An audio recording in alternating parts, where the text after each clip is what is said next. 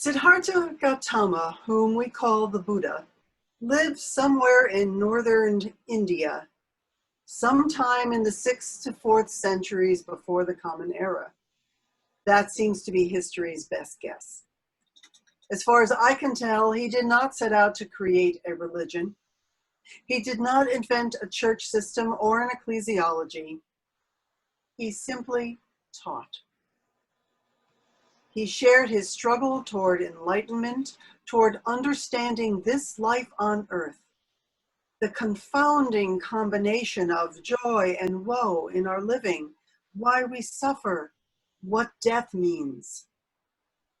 The essence and root of the Buddha's teachings are found in the Four Noble Truths. Like most things in life, a short list of 4 truths will leave an awful lot unexplained. So it is up to us, students of life, to see how these truths unfold. The 4 are the truth of suffering, or dukkha, the truth of the cause of suffering, the truth of the end of suffering, and the truth of the path that leads to the end of suffering. That would be the Eightfold Path. There are a lot of people, myself included, when I was younger, who interpret all of this as all life is filled with suffering and pain, and the aim is to follow the Eightfold Path to reach nirvana and escape from suffering. And so we strive, we grasp at wanting to reach this nirvana stage. But nirvana, which is enlightenment and the release from the endless cycle of death and rebirth in the Buddhist tradition, is not easily attained, and it only comes to a few. In the meantime, we must live our lives as best we can. Dukkha means more than suffering. It's something more subtle than our simple English word as we translate it.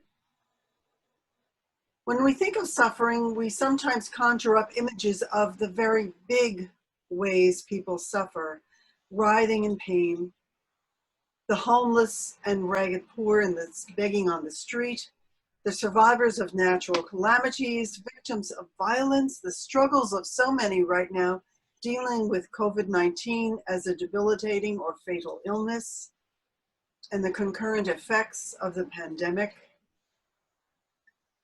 Truly, with those and even more examples, we know suffering. But dukkha can also mean unsatisfactoriness. Now that's not a very elegant turn of phrase, unsatisfactoriness, but it starts to get at the deeper meaning of this dukkha, how we can better recognize it in the quotidian of our ordinary everyday lives. And that invites us to deal with the world as it is. It's important to also remember that the recognition of dukkha in life does not deny or negate the concept of pleasure. We aren't asked to claim that life is somehow empty of beauty and joy because there is so much suffering. But this first truth reminds us that such things are fleeting. So if you make the focus of your life attaining pleasure, feeding the ego with notions of fame, then you will end up most likely with an unquenchable thirst, an unfeedable hunger. That is dukkha. No matter how much we have gained or what success we have experienced, perhaps it's been an enriching career, or we have a well-paying and interesting job still, even in this time of shutdown and sheltering at home. Perhaps we are blessed with a terrific family or a wide circle of friends, or maybe raising wonderful, talented children who will follow our successes with their own. No matter how much you have attained, no matter how much we have attained, If we are not living this life we have mindfully, if we are not prepared to let it all go, we are living in illusion. This too is dukkha. There's a story to illustrate a little bit of this. It tells about a Buddhist teacher being confronted by the question, how can you be happy in a world of such impermanence, where you cannot protect your loved ones from harm, illness, and death? The master held up a glass and said, someone gave me this glass, and I really like this glass. It holds my water admirably, and it glistens in the sunlight, and I touch it, and it rings. But one day the wind may blow it off the shelf, or my elbow may knock it off the table. I know this beautiful glass is already broken, so I enjoy it incredibly.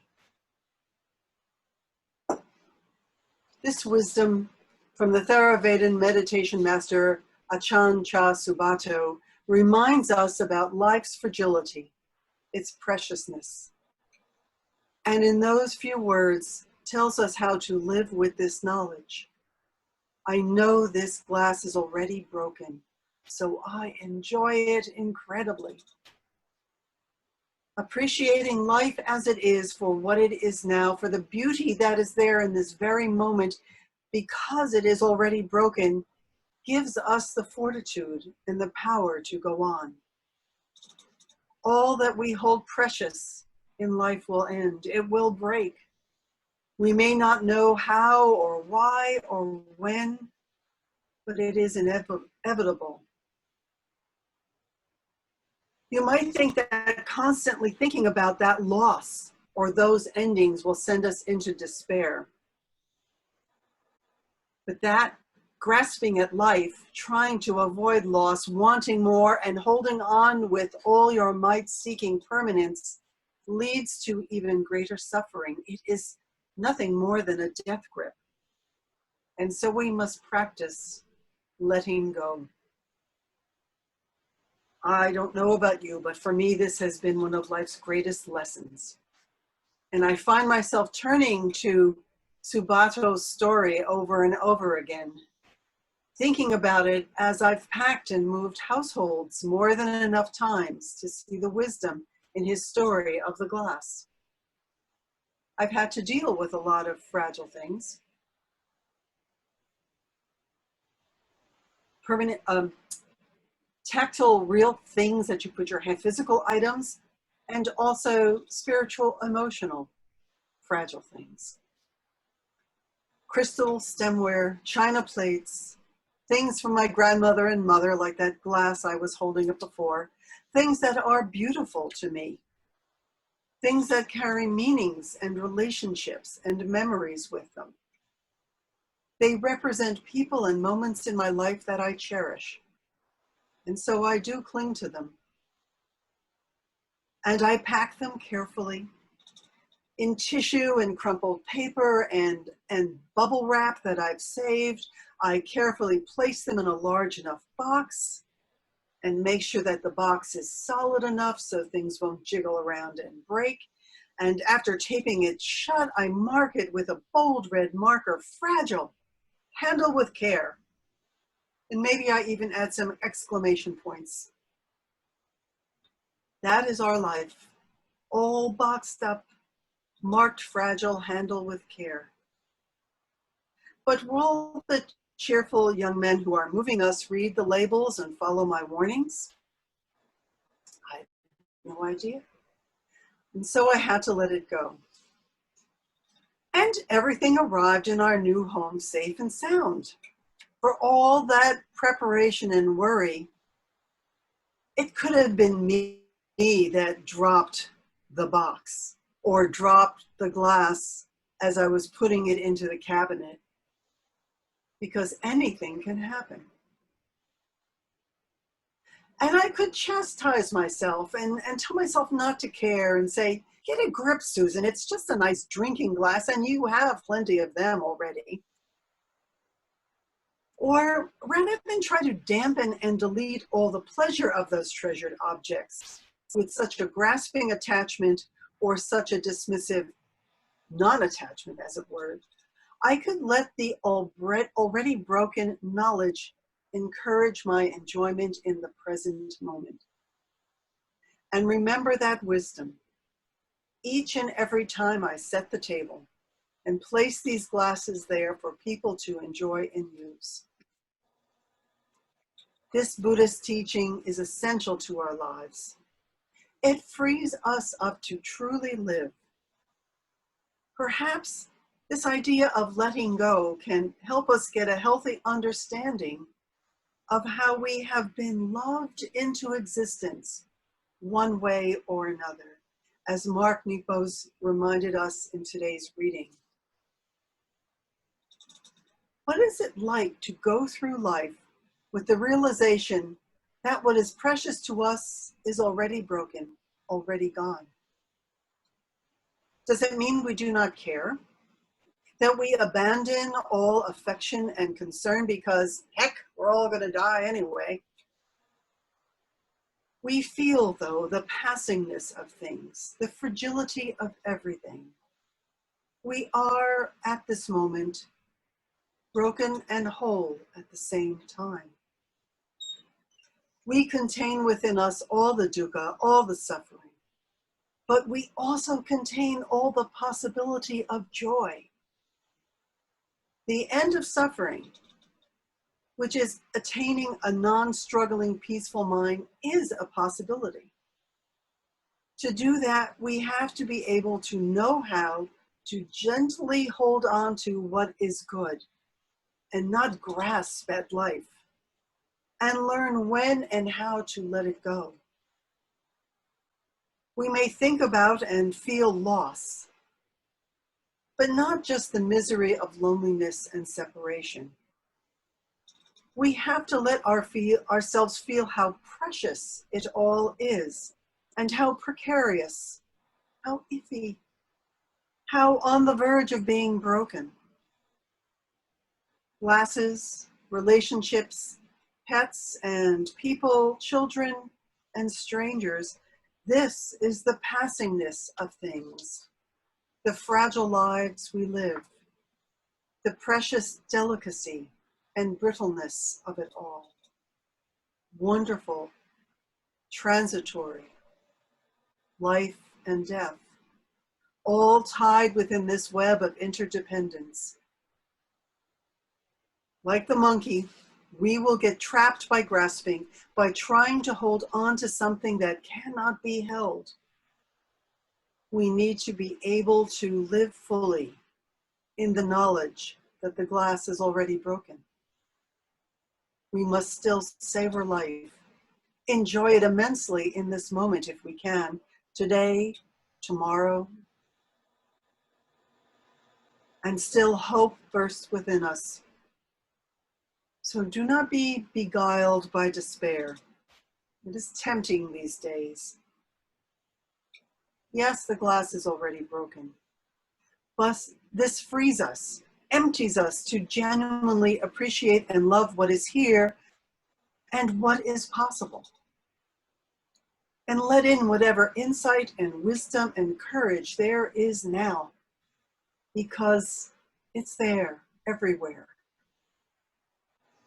And hold it all lightly, this achingly beautiful world that surrounds us.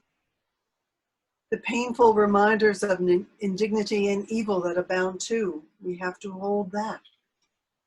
And let every gesture of appreciation and love be felt.